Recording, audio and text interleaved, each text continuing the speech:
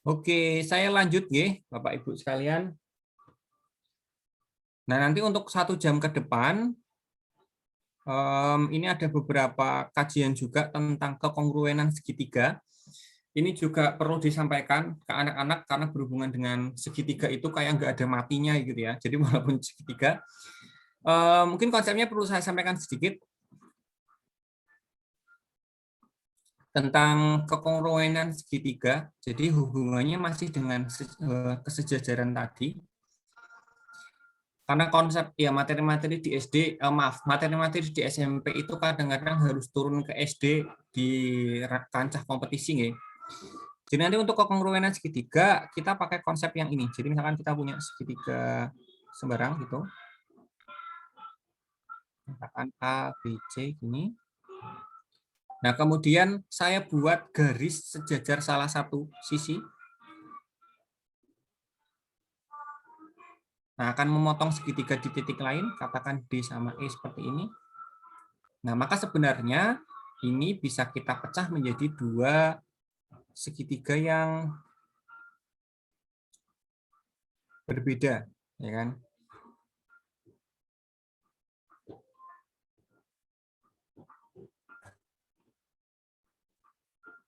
Oke. Jadi ada segitiga C, D, E sama segitiga C, A, B. Nah, dengan menggunakan prinsip kesejajaran, kita akan punya sudut ini sama nih. Oke. Sudut yang ini sama karena kita punya 2 garis sejajar di sini. Kemudian yang terakhir C sama-sama C sudutnya. Nah, kita punya 2 segitiga yang semua sudutnya sama. Nah, kalau ada segitiga yang semua sudutnya sama, mereka 2 segitiga itu sebangun, ya, sebangun. Nah, kalau ada bidang datar yang sebangun, maka kita bisa bandingkan sisi-sisinya. Ya, kita bandingkan CD dengan CA, akan sama perbandingannya dengan CE dan CB, dan DE serta AB. Jadi rumus yang kita gunakan kita bisa pakai ini. CD dibandingkan dengan CA sama dengan CE dibandingkan dengan CB sama dengan DE dibandingkan dengan AB. Nah, yang harus hati-hati sebenarnya di sini sih. Kita ngelihat segitiga kecil yang atas ini sama reverse tuh segitiga yang besar.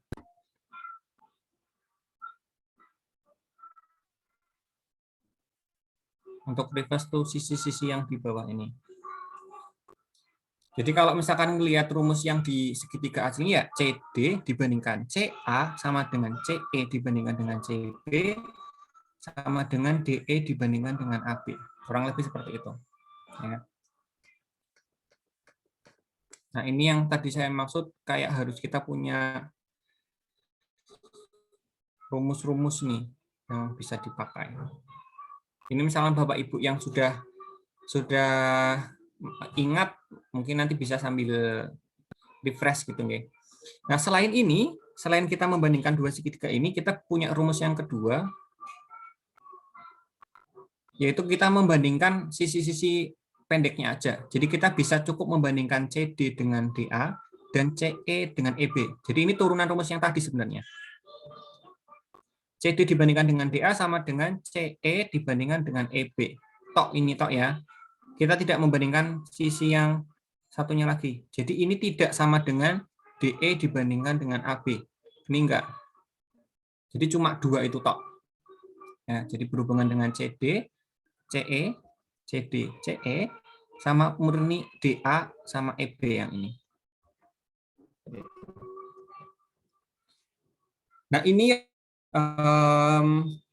yang bisa kita gunakan biasanya untuk menyelesaikan soal-soal dan dengan segitiga yang dipotong dengan garis-garis yang sejajar tadi. Oke, jadi ini saya ambilkan lagi dari soal KSM Nasional 2020. Bapak Ibu bisa disimak di sini. Di sini dijelaskan line segment AB, DE, and CF perpendicular to the line segment BD. Nah, jadi kita punya masing-masing ruas garis AB, DE, sama CF itu tegak lurus dengan BD. Berarti semua ini tegak lurus. Nanti kalau secara geometri, kalau ada garis, 3 garis, tegak lurus dengan suatu garis, maka mereka bertiga berarti sejajar. Oke. Kemudian, jika panjang dari ruas garis AB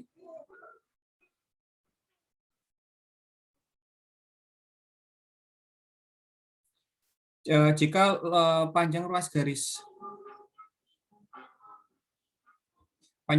AB itu 3 kalinya banyak many angels ya, that must be known. Berarti maksudnya AB itu 3 kalinya banyak malaikat ya, malaikat bukan sudut nih, angel. Berarti ini agak beda nih. Kalau angle itu sudut, kalau angel itu apa, malaikat? Angel. Ya. Kadang ada orang namanya angel juga. Tapi biasanya angels. Oke. Kira beda ya, cukup beda ya. Cuma tukar hurufnya toh. Berarti AB itu adalah 3 kalinya banyak malaikat yang harus diketahui. Kita punya 10 malaikat yang harus diketahui nggih, Bu? Pak, 30 berarti panjangnya AB. Kemudian DE itu 5 kalinya 5 times number of letters in reading idgham biguna. Berarti huruf-huruf idgham biguna. Idgham biguna itu yanmu 4. Berarti 5 dikali 4. 20. Oke, berarti sini 30, di sini 20. Then the length of the line segment CF. Kita diminta untuk mencari panjang ruas garis CF di sana. Itu sama dengan urutan dari Nabi. Oke, CF-nya berapa itu? Nah, di sini ya berkaitan dengan materi kita yang tadi barusan tentang kekongkowenan segitiga.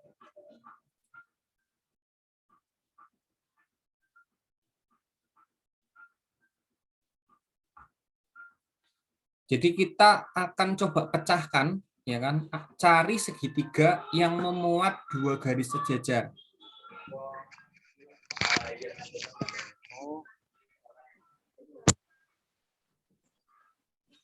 Sekarang kita coba lihat segitiga ABD dulu. ABD itu berarti bentuknya kayak gini.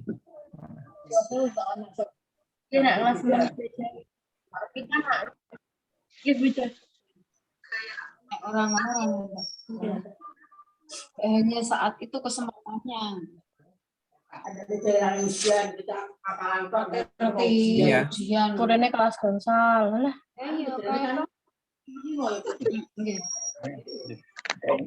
Ini paspor, ini kliknya 332205. Oke, kita punya segi pada segitiga ABD ada 2 garis sejajar AB sama CF. Nah, dengan menggunakan konsep yang sama seperti tadi, ya kan, kita bisa bandingkan sisi-sisinya. Ya, kita bisa bandingkan sisi-sisinya. Perbandingan yang bisa kita buat ini, kita bisa pakai DF. Kita tulis langsung ya, DF dibandingkan dengan DB sama dengan CF dibandingkan dengan AB. Jadi saya membandingkan DF dengan DB sama CF yang ini dengan sisi DB dengan BA atau AB. Oke. Nah, berikutnya saya akan gunakan segitiga yang kedua. Lihat segitiga BDE. Jadi kayak kita harus pecahkan ya. Ini lebih landai. CF di sini tetap sama, cuma bedanya di sini ada B, F, D, E, C. Ini 20. Dan ada garis sejajarnya juga nih. Oke, berarti kita bisa tetap gunakan perbandingan yang sama kayak tadi ya. BF, FC, kemudian yang satunya BD, DE. Ya. BF dibandingkan dengan BD sama dengan CF dibandingkan dengan DE. Konsepnya sama ya, sesuai dengan gambar. Nah, dari fakta-fakta itu, kita bisa buat persamaannya, diselesaikan. Jadi DF dibandingkan dengan DB sama dengan CF dibandingkan dengan 30 yang tadi. Kemudian yang satunya lagi adalah BF dibandingkan dengan BD sama dengan CF dibandingkan dengan DE-nya 20. Kita punya dua persamaan I sama II. Di sini saya pindah ke sebelah ya. Dari persamaan yang I kita bisa dapatkan CF-nya itu sama dengan 30 dikali DF dibandingkan dengan DB. Sedangkan dari persamaan yang kedua, CF-nya sama dengan 20 kali BF dibandingkan dengan BD. Oke. Jadi ini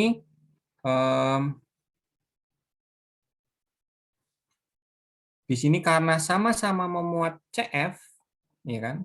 Nah, persamaannya bisa kita gabungkan. Berarti 30 dikali DF dibandingkan dengan DB sama dengan 20 dikali BF dibandingkan BD.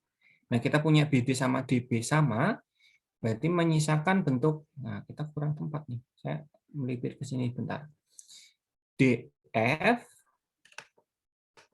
dari persamaan itu ya, kita dapatkan DF dibandingkan dengan BF sama dengan berarti berapa? 20 banding 30 alias 2 banding 3.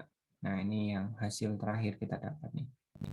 DF dibandingkan dengan BF itu 2 banding 3. Berarti di sini 2, di sini 3. Tadi ini mana? Ini 2, ini 3, ini 2, ini 3. Oke. Nah, kalau sudah seperti ini, kita bisa menentukan CF-nya dengan menggunakan baik persamaan yang pertama tadi atau persamaan yang kedua. Saya butuh tempat lagi, tak kasih urutan dulu sebentar. Jadi yang pertama ini 1, kemudian yang ini kedua, kemudian yang ketiga ini, kemudian yang keempat ini, yang kelima ini persamaan, kemudian ketemu ini 6, saya tulis yang 7 di sini ya. Jadi yang ketujuh ini kita gunakan persamaan yang pertama. DF dibandingkan dengan DB sama dengan CF dibandingkan dengan AB. DF dibandingkan dengan DB, DF dibandingkan dengan DB, berarti kalau dalam kasus ini ya 2 dibandingkan dengan 5. Kemudian sama dengan CF dibandingkan dengan AB, AB-nya diketahui 30. Berarti CF-nya sama dengan 2/5 kali 30. Sama dengan berapa ini? 12. Nah, CF ketemu 12, berarti kita harus cari 12 itu adalah urutannya Nabi siapa ini? 12.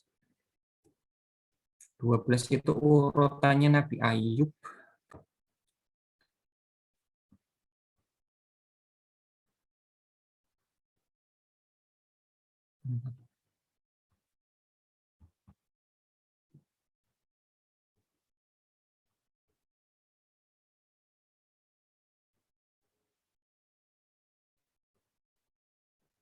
Oke, Nabi Ayub ada oke, yang D berarti.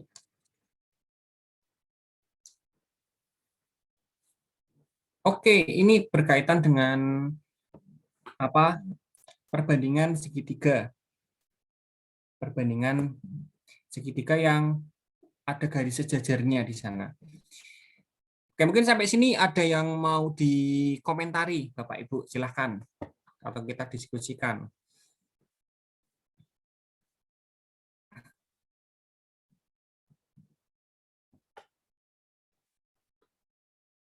Kalau tidak ada, nanti di sini ada beberapa soal lanjutan masih berkaitan dengan kekongruenan.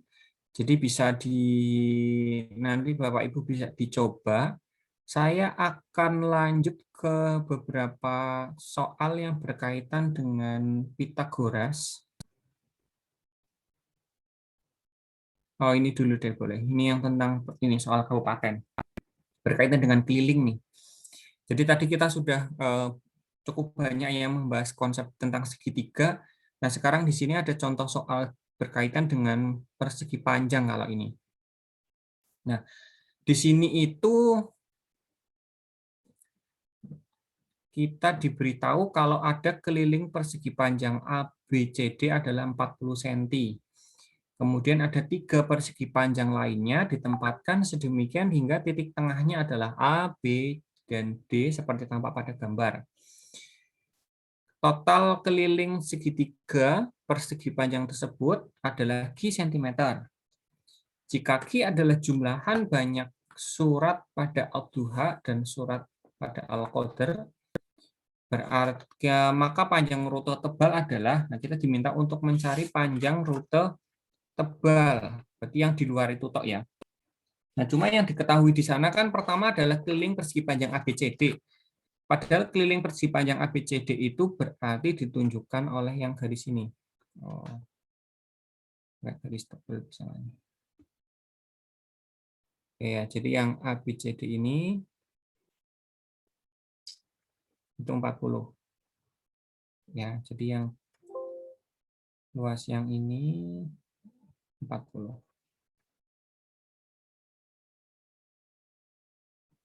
cm. Nah, berikutnya total keliling 3 persegi panjang tersebut adalah Q. Nah, Q kita boleh hitung dulu yuk. Q-nya banyak surat Al-Duha sama Al-Qadr. Al-Duha itu berapa ya? 11 ya.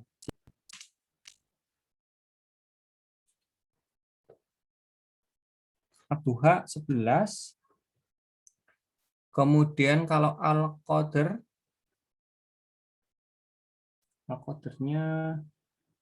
5. Berarti Q-nya adalah 16.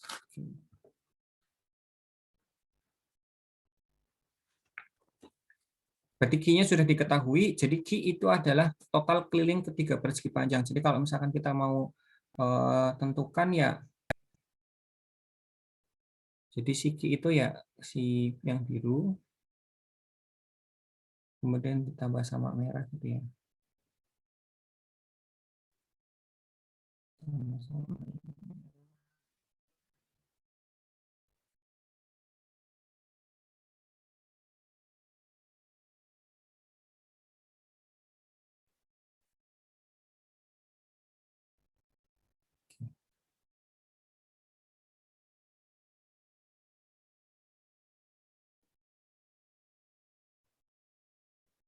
16 cm.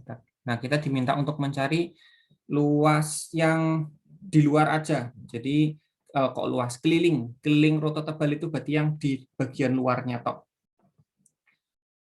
Nah, kalau misalkan kita coba perhatikan di sini, apa namanya, persegi panjang yang kecil-kecil itu kan akan memotong ini. Kita kalau lihat yang hijau itu, persegi panjangnya ABCD kan kepotong ini yang pucuk-pucuknya ini.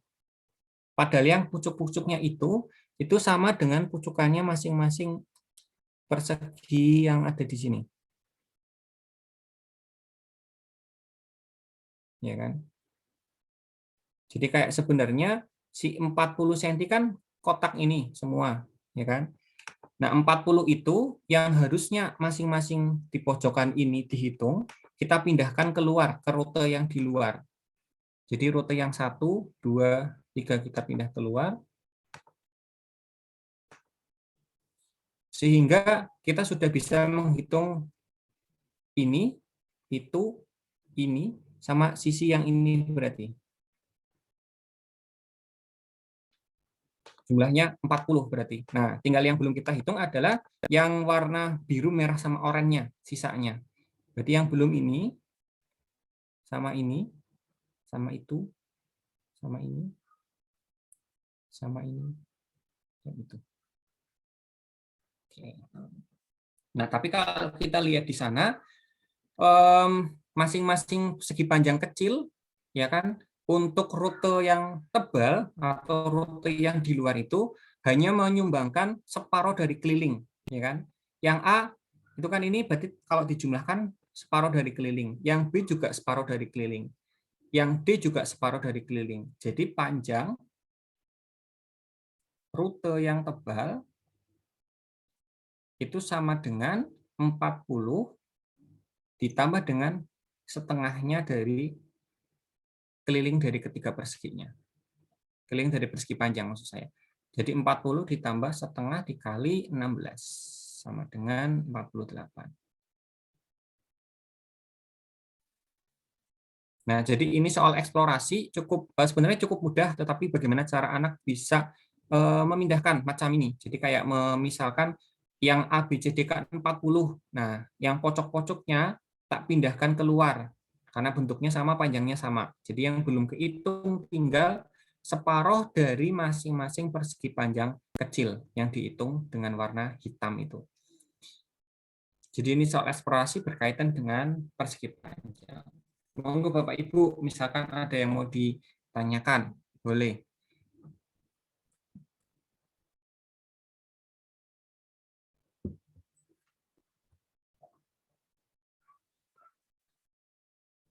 Kalau sudah aman, berikutnya saya akan sedikit memberikan mungkin sedikit trik terkait rumus Pitagoras, nggih. Mungkin Bapak Ibu saya kira sudah cukup saya kira tidak asing dengan rumus Pitagoras itu sendiri. Jadi kalau kita punya segitiga dengan panjang sisi ABC dan dia siku-siku, maka berlaku rumus Pitagoras, yaitu A kuadrat ditambah B kuadrat sama dengan C kuadrat. Nah, tetapi ini rumus dasar umum, secara umum, kalau kita punya segitiga siku-siku pasti berlaku rumus ini, tetapi biasanya soal-soal Olimpiade itu akan memanfaatkan rumus-rumus Pitagoras yang berkaitan dengan triple ini. Saya biasanya minta anak untuk menghafalkan 4 yang pertama ini. Jadi kayak langsung otomatis harus hafal, ya. Kalau misalkan sudah aman, kita minta mereka untuk melanjutkan menghafalkan 3 berikutnya.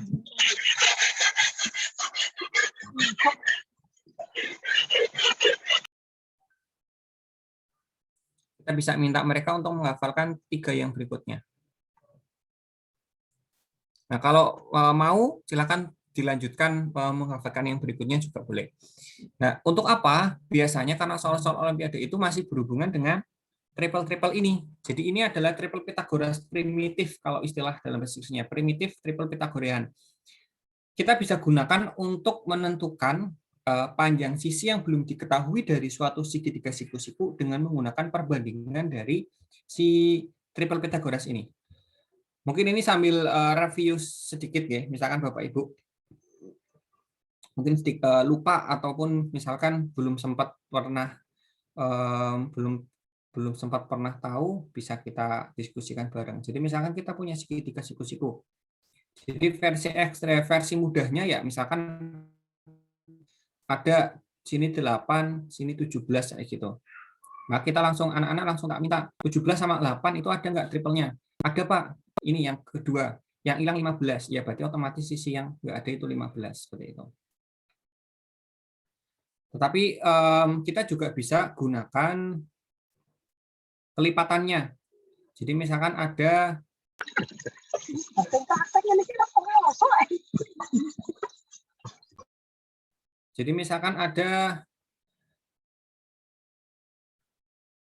sini 15, kemudian di sini 25 misal.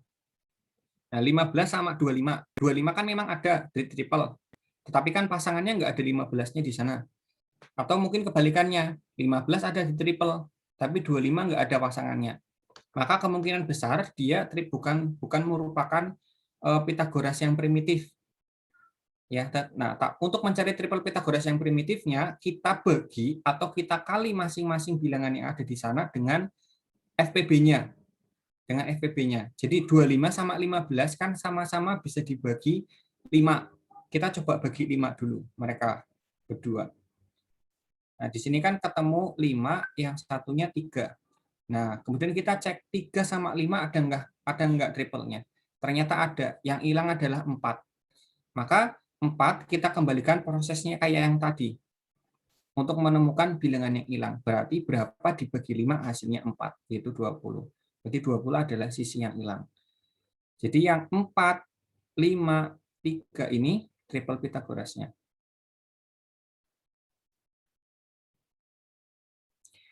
Walaupun 20, 15, 25 itu pun juga triple Pitagoras. Cuma dia tidak primitif karena dia punya pembagi yang sama seperti itu. Nah, nanti kadang-kadang juga lain lagi kalau misalkan ketemu soal yang agak nyeleneh, misalkan panjangnya 3,5 ketemunya, sama katakan 12 misal. Kayak gini, 13 sama 12. Nah, kalau ada yang pecahan seperti ini, boleh misalkan mau dibagi dengan maaf, FPB-nya dengan cara mengalihkan dulu dengan 10. Jadi misalkan ini 120, ini 35 juga boleh. Ya kan, kemudian dicari FPB-nya. Kemudian atau menggunakan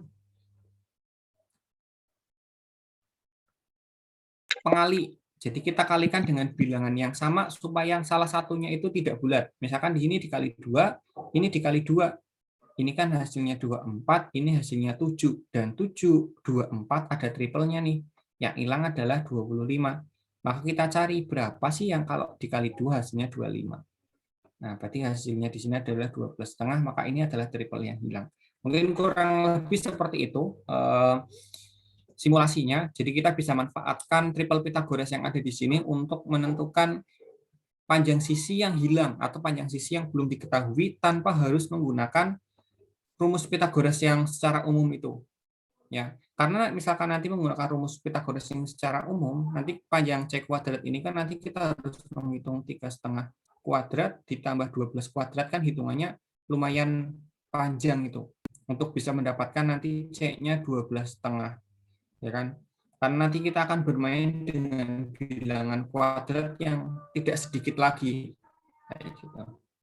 Tapi dengan menggunakan primitif Pitagoras ini, kita bisa memanfaatkan atau menghitung panjang sisi yang hilang dari suatu segitiga siku dengan cara yang relatif mudah seperti itu. Jadi kita tinggal konsentrasi pada triple Pitagoras yang dibentuk dari apa namanya ya ini, perkalian dengan menggunakan bilangan-bilangan yang sama. Jadi bisa FPB-nya atau bisa bilangan yang sama. Nah, kalau untuk tipe-tipe soal sejenis untuk berkaitan dengan Pitagoras, ya kurang lebih ini. Saya ambil dari KSN Provinsi. Bukan KSM ya, dari KSN, tapi intinya masih sama. Jadi diketahui ada apa ini? A, C, D, dan jika diketahui A, C, dan D segaris. Berarti kita bisa garis mereka. FE sejajar CD. Oke, berarti mereka A, D, E, F itu trapesium berarti ya. A, D, E, F itu trapesium. Karena ada sepasang sisi yang sejajar. Luas daerah A, B, C, D, E, F itu 366.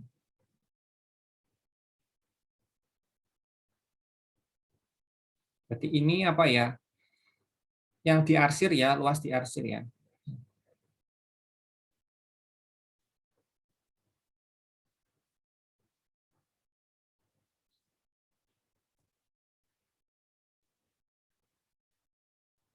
Oke. Kita diminta untuk mencari panjang CD. Nah, untuk mencari panjang CD, nampaknya kita bisa memanfaatkan ya sifat untuk mencari luas. Mencari luas bangun datar yang terdiri dari gabungan bangun datar yang lain. Tapi kalau kita lihat di sini, paling enak kita gunakan luasnya si ADEF atau luasnya si trapesium. Kalau tak kurangin sama segitiga ABC, itu adalah luas segitiga luas si bidang yang diarsir. Nah, kita bisa tulis kayak gini. Luas si ABCDEF atau luas bidang yang diarsir itu sama dengan luas trapesium ADEF dikurangin dengan luas segitiga ACB. Oke, berarti kita harus bisa menentukan luasnya trapesium yang besar sama luas segitiga ACB, tetapi ada sisi-sisi yang belum diketahui. Salah satunya adalah AC sama CD yang nanti kita mau cari tahu. Nah, kita bisa gunakan Pitagoras dalam kasus ini, karena di sini sudah diketahui ada dua sudut siku-siku yang ada di sana, kita bisa perpanjang EB, sehingga dia memotong AC. Katakan di FG gitu ya. Nah, dengan menggunakan prinsip kesejajaran juga, karena FE sama AD itu sejajar, dan F siku-siku, maka di sini juga siku-siku. Karena di E siku-siku, maka di sini juga siku-siku. Artinya, saya kasih di sini ya, si AGEF itu persegi panjang. Jadi alasannya dia persegi panjang sudah cukup jelas di sana. Nah, berikutnya, karena dia persegi panjang, berarti implikasinya FE harus sama dengan AG, sama dengan 9. Berarti di sini 9. Nah, kita bisa lihat segitiga ABG. Di sana ada sisi 15 sama 9. Masing-masing kalau tak bagi dengan KPK-nya, ya kan, kalau dibagi 3, akan menghasilkan yang ini 5, yang ini 3. Nah, yang hilang itu adalah 4. Maka triple Pitagoras yang kita cari adalah berapa yang dibagi 3 hasilnya 4, yaitu 12. Nah, berarti si BG sama dengan 12. Nah, kemudian kita lihat satu lagi, lihat segitiga BGC. BGC itu ada sisi 12 sama miringnya 13. Dengan menggunakan triple Pitagoras, kita bisa menentukan GC-nya sama dengan 5. Dengan triple Pitagoras yang ada 13 sama 12-nya ini. Ya. Oke, berarti GC-nya ketemu di sini 5, berarti panjangnya AC keseluruhan adalah 14 ketemu. Nah, berarti kita siap masuk ke rumus yang besar. A, B, C, D, E, F tadi diketahui 366, kemudian A, D, E, F adalah trapesium, kita bisa hitung rumusnya, kita bisa hitung luasnya dengan rumus setengah kali panjang sisi sejajar, yaitu 14 ditambah CD ditambah 9 dikali tingginya FA, yaitu 25. Kemudian ACB adalah segitiga, kita bisa hitung dengan luas alas kali tinggi, maaf, setengah alas kali tinggi, setengah kali alasnya adalah 14, tingginya adalah 12. Oke, kita punya persamaan ini dan hanya ada satu CD di sana, saya kira bisa kita tentukan dengan manipulasi aljabar sederhana. Jadi kita punya setengah dikali 25, tak tulis di atas 25 per 2, dikali 23 plus CD, min berapa ini? Setengah kali 14, ini 7. 7 kali 12, 70 kali 14, 84 ya. Jadi nanti kita akan punya 366 tambah 84, berarti 370 tambah 80, 450, sama dengan 25 per 2 dikali 23 plus CD. Saya kira ini CD-nya sudah langsung ketemu. Berarti 23 ditambah CD sama dengan 450 dikali 2 per 25. 23 plus CD sama dengan 450 bagi 25. Yang 100 dapat 4 dikali 4, 16 tambah 2. Berapa? 18. 18 kali 2, 36. Berarti CD-nya sama dengan 36 min 23. Berapa ini? 13. Oke. Nah, CD-nya bisa ketemu dari sini. Sebenarnya kuncinya di sini sebenarnya penggunaan triple Pitagoras di bagian ini. Sisanya hanya menggunakan konsep luas seperti biasa.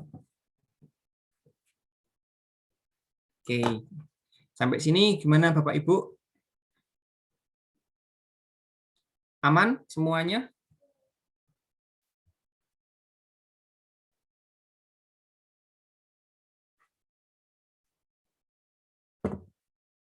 Ada yang mungkin perlu Ada yang perlu saya konfirmasi mungkin terkait materi-materi ini?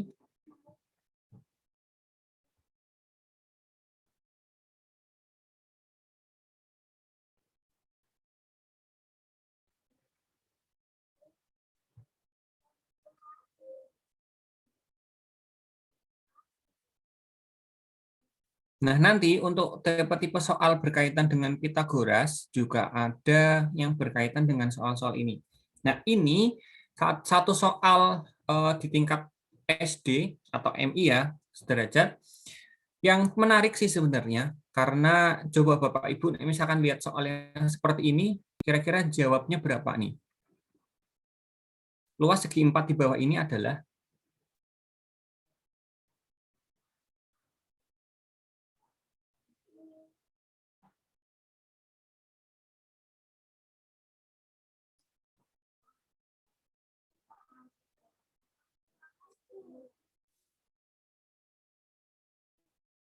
coba Bapak Ibu yang bisa mengomentari nih soal berkaitan dengan luas segi 4 yang ini.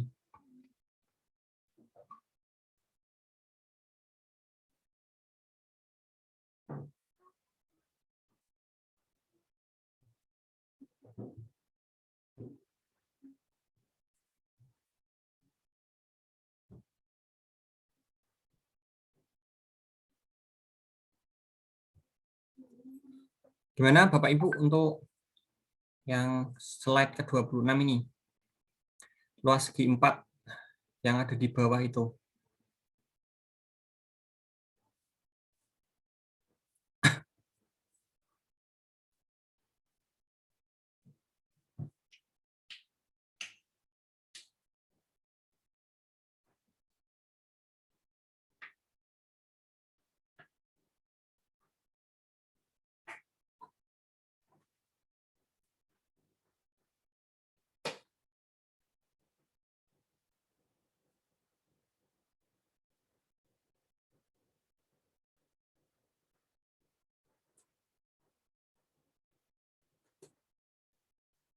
Gimana Bapak Ibu?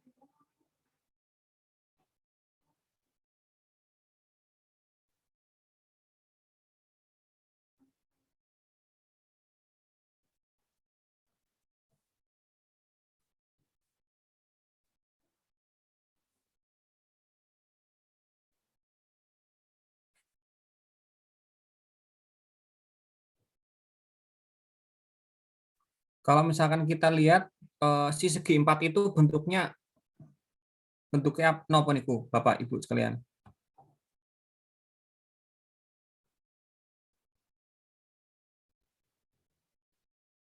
Sekilas trapesium. Ya, sekelas trapesium, tetapi kayak ada yang kurang gitu ya.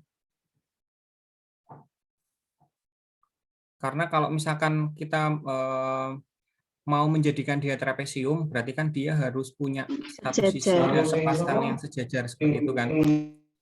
Tapi nanti implikasinya kalau dia itu trapesium dan dua sisi ini sejajar, berarti di sini harus tegak lurus dengan menggunakan kesejajaran. Nah, berarti kalau saya tarik tegak lurus juga dari salah satu titik sudut ini, kita akan punya ukuran yang sama di sini 4, sama kayak yang ini. Tetapi kalau kita perhatikan 6, di sini 4. Berarti di sini kan juga 4. Sisanya di sini 2. Nah, kita punya segitiga siku-siku yang sisinya 6, 4, sama 2. Kalau tak bagi 2 masing-masing ya, berarti 1, di sini 2, sini 3.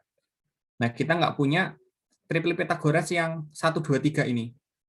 Jadi dia tidak valid sebagai segitiga siku-siku. Jadi nggak ada segitiga siku-siku yang perbandingan sisinya itu 1:2:3. Maka dia gambar ini tuh gagal sebagai trapesium. Jadi betul tadi persangkaannya Bu Lila tadi.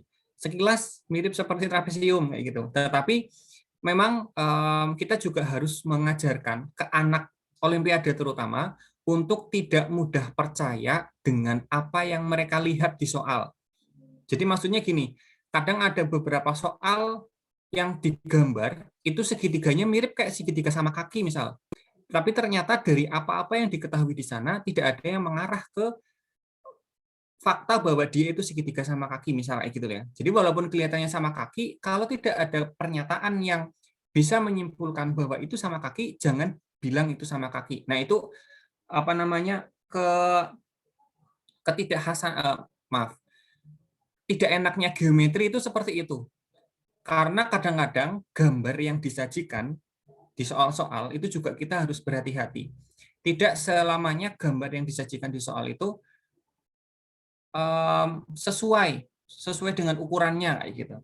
Jadi maka kita harus nurut sama yang ada di soal, kata-kata yang ada di soal. Nah, dari contohnya ini sih sebenarnya. Ini saya mengambilkan dari kompetisi internasional tingkat SD yang bagus, maksudnya sebenarnya bukan masalah soalnya menjebak, soalnya menipu atau soalnya salah, sebenarnya tidak, karena di matematika itu memang ada kecenderungan apa yang dilihat itu belum tentu benar gitu. Maka berarti kita harus menganalisis sedikit ya segi empatnya, karena soalnya juga kata-katanya itu luas segi empat, bukan luas trapesium di bawah ini gitu. Nah, kalau kita langsung hitung pakai luas trapesium kan ketemunya berarti berapa? Setengah kali 10, 5 kali 4, 20. Ada memang jawabannya 20, tapi bukan itu jawabannya. Saya sempat terkecoh sama juga, dalam artian saya tuh pas ngerjain, masuk gampang men soal olimpiade, langsung hitung pakai luas trapesium gitu. Ternyata setelah saya lihat pilihan jawaban yang lain ada akar-akarannya, oh berarti ini kayaknya menipu nih, karena dia itu bukan trapesium, tapi lebih ke berarti apa ini? Kalau ada dua pasang sisi yang sama panjang nih, 6 sama 6, 4 sama 4. Berarti kalau mau kita beri nama, dia segi empatnya apa nih? Jajar genjang bukan, tapi lebih ke layang-layang berarti ya kalau ini. Nah, berarti kita bisa gambarkan gini. Tanda siku-sikunya kita percaya, panjangnya sini 4, panjang 4, berarti harusnya gambarnya tidak serta-merta seperti itu, tapi kurang lebih mungkin kayak gini kali ya. Nah, kalau mau digambar agak sesuai. Jadi harusnya gambarnya kurang lebih kayak gini. Nah, berarti kita tinggal mencari luasnya si layang-layang ini. Padahal kalau mencari luas layang-layang itu adalah setengah kali diagonal pertama kali diagonal kedua. Berarti kita harus cari diagonal yang ini sama diagonal yang itu. Ini D1, ini D2. Nah, untuk menghitung diagonal yang kedua, saya kira bisa pakai Pitagoras. Nah, ini baru kita gunakan Pitagoras yang asli ya. Berarti D2 kuadrat sama dengan 4 kuadrat ditambah 4 kuadrat. Sama dengan 32. Berarti D2-nya adalah akar berapa ini? 32. 4 akar 2. Nah, ini pada akhirnya kemudian anak-anak harus dicekokin juga ya, mengubah bentuk-bentuk akar juga sini. Kalau yang kelas 6 kayaknya sih sudah bisa agak agak dipaksa. Tapi kadang-kadang yang kelas 4 ini yang perlu perhatian lebih ini untuk bisa sampai ke tahapan ini. Tahap mereka bisa menyederhanakan bentuk akar gitu. Tapi bisa, cuma butuh latihan yang cukup intens juga. Tapi biasanya kalau kelas 6 sudah lumayan oke ininya rasionalismenya, logikanya. Oke, D2 sudah ketemu, sekarang kita tinggal menentukan D1. Nah, D1 mau tak pecah jadi 2, jadi yang tinggi pertama sama tinggi kedua tak pisah. Jadi D1 tak katakan apa ya, tak pisah jadi A1 sama A2 gitu aja kali ya. A1 sama A2. Nah, sekarang pada segitiga yang kecil ini, berarti kan ada segitiga sama kaki ini. Ya kan? Segitiga sama kaki itu garis tingginya itu sama dengan garis berat.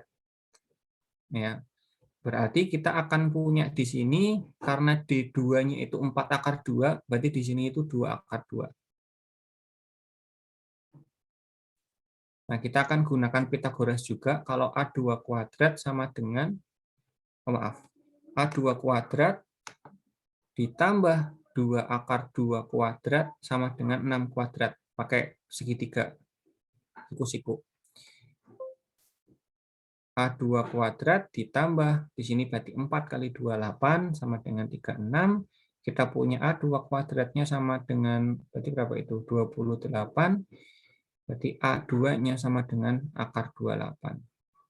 A28 itu 4 kali 7, berarti 2 akar 7. Sekarang yang satunya yang mencari A2-nya. Oh, kok A2 ya? A1, maaf. Ini maksudnya A1. A1, A1, A1. Nah, untuk A2-nya, A2 kuadrat ditambah 2 akar 2 kuadrat sama dengan 4 kuadrat pakai segitiga yang di sini. Ya. Nah, ini baru kita pakai persamaan. Jadi kalau pakai yang primitif Pythagoras tadi sih kayaknya agak susah kalau di sini. Berarti A2 kuadrat ditambah 8 sama dengan 16, kemudian A2-nya kuadrat berarti 8, A2-nya sama dengan akar 8, alias 2 akar 2. Nah, dari sini kita tinggal gabungkan hasilnya, A1, 2 akar 7, A2, 2 akar 2. Berarti, kita kasih urutan biar nanti nggak tersesat. 1 gambar, 2 pakai rumus ini, 3 menentukan D2, 4 menentukan A1, 5 menentukan A2, terakhir kita menentukan si D1-nya.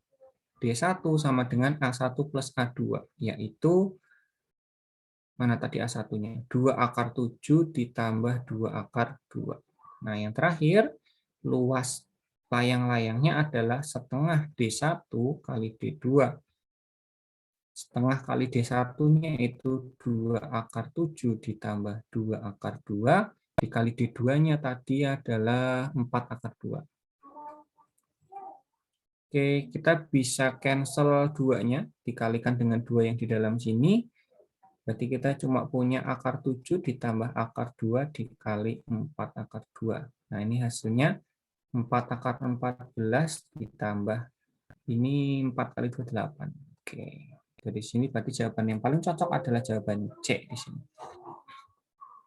Oke, nah ini salah satu mungkin bekal yang cukup baik, artinya kita juga mengajarkan ke anak kalau di soal geometri jangan mudah percaya dengan apa yang mereka lihat di soal. Jadi kalau misalkan tidak ada informasi apapun, gunakan apa yang ada di sana. Maksudnya gini, di sini kan kalau soal ini kan cuma ada tanda siku-siku 1, nggak ada tanda sejajar, dan kemudian hanya ada sisi-sisinya, panjang sisi-sisinya. Maka kita kayak menuntut mereka, kira-kira mungkin nggak kalau misalkan itu trapesium. Nah, kalau misalkan berhasil membuktikan dia bukan trapesium, saya kira berarti pemikirannya anak sudah oke, sudah sampai ke tahap rasionalisme.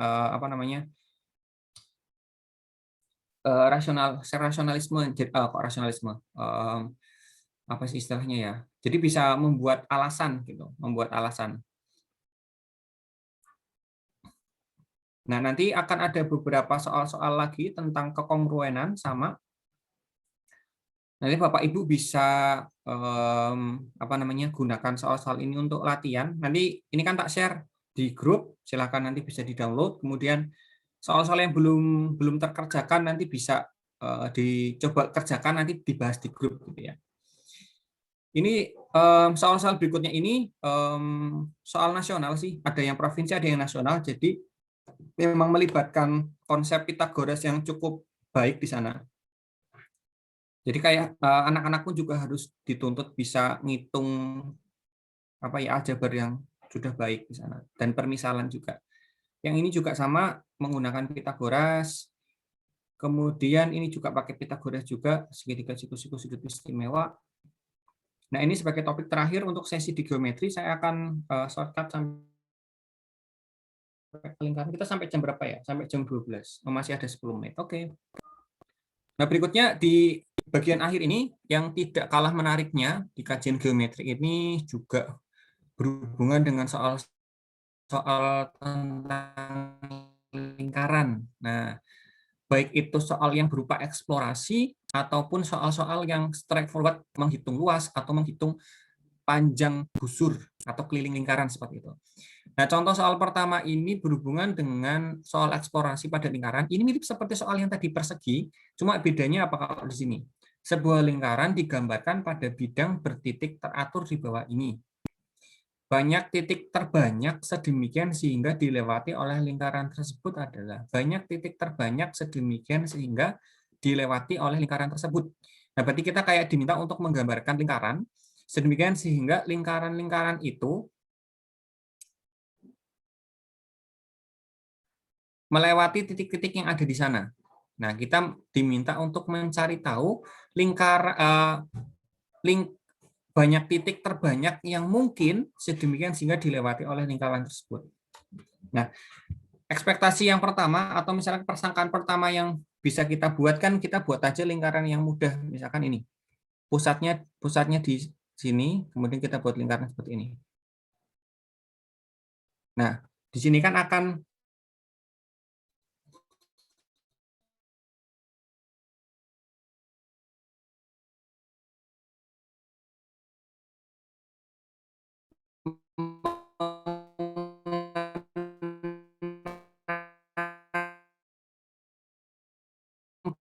empat buah titik gitu kan, melewati lebih banyak titik dari 4 ini, atau mungkin 5 atau 6 atau 7 atau lebih banyak lagi. Cuma pilihannya kan kalau nggak 4, 6, 8. Oke, ini mirip seperti yang soal persegi tadi. Boleh dicoba-coba, misalkan jangan-jangan lingkarannya besar banget, misalkan titik pusatnya di sini. Misalkan ini ke sini. Misalkan gini gitu. Nah, lingkarannya besar misalnya. Saya nggak punya tools untuk gambar ini.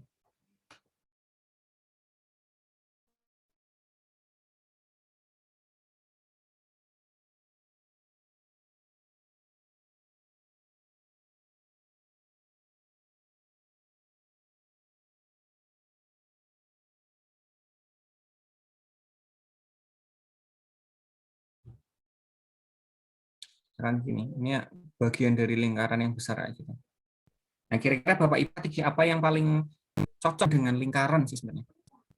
Kalau misalkan kita lihat contoh barusan yang saya buat ini kan sebenarnya titik-titik itu punya jarak yang sama terhadap titik yang di tengah ini. Jaraknya satu satuan gitu kan. Nah, berarti kalau misalkan kita berpedoman dengan menggunakan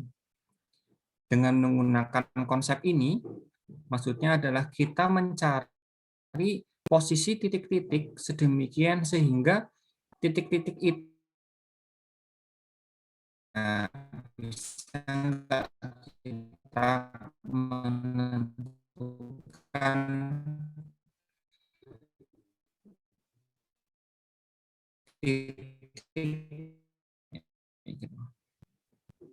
titiknya.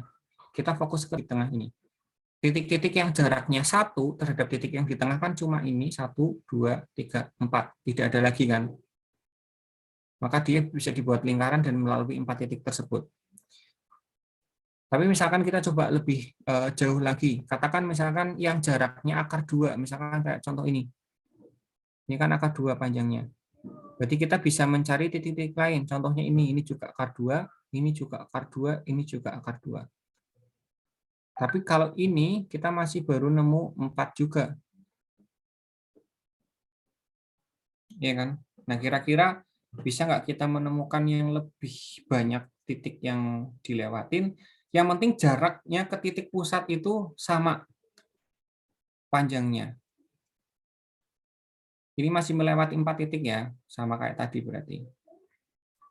Fokusnya coba ke titik pusat yang di tengah deh. Misalkan jaraknya 2 akar 2, misal gini. Titiknya ini, sama itu, masih 4 lagi ya. Atau kita coba pakai kemiringan yang sama kayak yang persegi tadi deh. Katakan ini, saya cari yang kemiringannya segitiga ini. Berarti segitiga siku-sikunya itu panjangnya 1 sama 2. Berarti panjangnya ini berapa ya? Akar 5 ya. 4 tambah 1. Ini akar 5. Berarti kan kita bisa punya segitiga yang siku-siku ini. Kemudian kita juga bisa gunakan siku-siku yang ini. Akar 5 juga. Oh, kayaknya ini lebih banyak nih. Nah, Ya kan? Ini juga akar 5. Berarti ini juga akar 5. Ini akar 5. Akar 5. Oh, sorry. Nah, jadi panjang-panjang yang ini itu akar 5 semua nih. Ini akar 5, ini akar 5, akar 5. Kalau ngikutin segitiga siku-siku yang saya gambar di sana ya, akar 5, akar 5, akar 5. Berarti ada titik-titik ini, semua jaraknya akar 5 dari titik yang di tengah. Karena jaraknya sama, berarti mereka pasti bisa tak gambarkan dalam suatu lingkaran dan kena semua. Nah, ini ngelewatin berapa titik berarti kalau kasus yang 1, 2, 3, 4, 5, oh malah banyak nih, 7, 8, malah ada 8 titik. Ada pilihan 10, tapi kalau misalkan dengan cara yang sama, kayaknya kita nggak bisa menemukan yang lebih dari ini. Ini sudah maksimum banget, 8 nih. Nah, kita berarti save pilihan jawaban 8 ini dengan menggunakan strategi bahwa jari-jari yang ada di sana itu bukan merupakan panjang jari-jari yang bilangan bulat, tapi bilangannya irasional, panjangnya akar 5 tadi. Oke. Nah, ini soal eksplorasi, saya kira untuk anak biasanya sih soal-soal untuk adik-adik yang di tingkat SD, mereka lebih ditekankan ke soal-soal yang kayak gini, karena lebih ke eksplorasi yang tidak terlalu melulu ngomongin tentang rumus atau menghitung panjang dan sebagainya macam. Oke, kita masih punya waktu enggak ya? Ini sudah azan juga nih di sini. Ini sudah jam 12 sih sebenarnya. Mungkin nanti karena waktunya juga kita terbatas, saya sudah menyediakan beberapa contoh soal latihan lagi, soal yang belum dikerjakan ini ya. Saya kira nanti Bapak Ibu saya sharekan soal yang ini. Saya akan sharekan. Boleh nanti monggo Bapak Ibu sekalian mencoba soal geometri, ya kan? Dicoba, kemudian nanti bisa dibahas di grup WhatsApp yang sudah ada kita semua. Saya juga ada di sana. Misalkan nanti ada kesulitan, boleh nanti didiskusikan dengan rekan-rekan guru yang lain. Jadi bisa saling saling tambal sulam seperti itu. Nah, karena kita juga waktunya terbatas, saya kira ini sudah jam 12, sudah saatnya istirahat, sholat dan makan. Nanti berarti saya kira ini sekian dari saya untuk pagi ini sampai siang hari ini. Terima kasih banyak untuk partisipasi Bapak Ibu sekalian. Saya jujur senang banget nih bisa ketemu dengan Bapak Ibu guru sekalian, sama-sama nopo nggih mendukung lah ya. Mendukung kompetensi sains nih, kompetensi sains untuk madrasah. Jadi kita akan sama-sama mencari bibit-bibit unggul anak-anak kita, atlet-atlet kita untuk berlomba. Semoga baik itu yang di Semarang mendapatkan hasil yang baik dengan bimbingan Bapak Ibu sekalian. Amin. Oke, semoga waktu yang singkat tadi hari ini hanya 3 jam ya kurang lebih, semoga bisa bermanfaat. Saya masih membuka kesempatan, dalam artian kami terbuka juga untuk diskusi di grup. Silakan, misalkan ada soal-soal yang sulit atau apa bisa didiskusikan lewat grup. Karena memang waktunya terbatas, saya mohon maaf sekali, barangkali dalam 3 jam ke belakang tadi penjelasan saya mungkin terlalu cepat atau mungkin terlalu tele-tele atau mungkin materinya kurang dalam. Saya mohon maaf. Nanti semoga kita bisa saling berdiskusi di lain kesempatan, terutama karena kita sama-sama pendidik ya. Jadi kita punya visi yang sama lah. Punya visi yang sama untuk meningkatkan kualitas pendidikan di Indonesia, terutama untuk anak-anak didik kita semua. Saya kira sekian dari saya. Terima kasih Bapak Ibu sekalian. Nanti jam 1 dilanjut lagi sesi berikutnya. Sudah tidak tentang geometri lagi, nanti sepertinya lanjut tentang teori kombinatorik bersama Pak Habib sama Pak Muso. Kurang ngopi. Sekian dari saya. Terima kasih. Bapak Ibu bisa melanjutkan untuk istirahat, sholat, dan makan. Saya tutup. Assalamualaikum warahmatullahi wabarakatuh. Waalaikumsalam warahmatullahi wabarakatuh. Monggo Bapak Ibu bisa istirahat dulu. Nanti gabung lagi di Zoom ini jam 1. Linknya masih sama. Linknya masih sama. Jam 1 nanti sesi yang terakhir, sesi hari ini yang kedua, berarti sesi ketiga dan sesi keempat. Monggo Bapak Ibu misalkan mau melanjutkan sholat, istirahat, makan, kita insya Allah ketemu lagi jam 1 nanti, jam 13.00. Oke, terima kasih Bapak Ibu. Terima kasih.